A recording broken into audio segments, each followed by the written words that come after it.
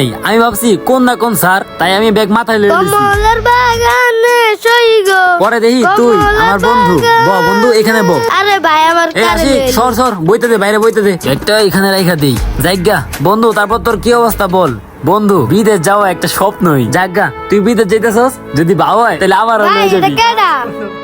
এটা এটা আমার বন্ধু, ছোটবেলার বন্ধু।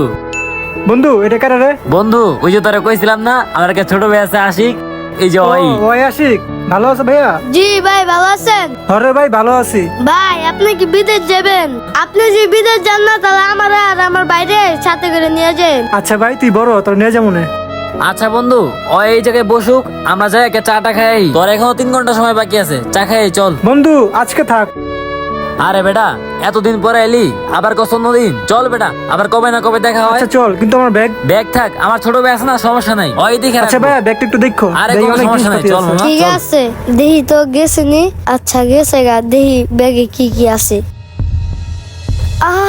এতগুলো টাকা, তাড়াতাড়ি ব্যাগটা লাগাই দি। দেখি তো এই পাশে কি আছে। আরে এর ভিতরে তো টাকা, তাড়াতাড়ি ব্যাগটা লাগাই দি। দেখি তো ভাই আবার আসতেছে না, পুরো রাস্তা ফাঁকা। ভাই তুমি আমার মাফ করে দিও, জীবনে আর কোনো সুযোগ পাম না। এটাই আমার সুবর্ণ সুযোগ, তোমার এই বন্ধুর ব্যাগ আমি লয়ে যাবো গা।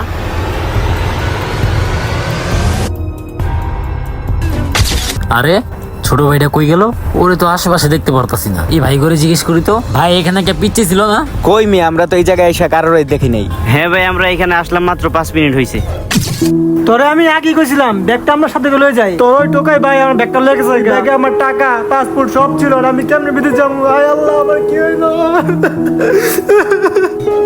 ছোটবেলায় আমার বাপ মা ওই রাস্তার ভিতরে হালাইতে আমার গেছিল গা। তুমি ওই থেকে তুই লাইন না আমার এত বড় গছো। তোমার আমি সাইরা দিন যাব না।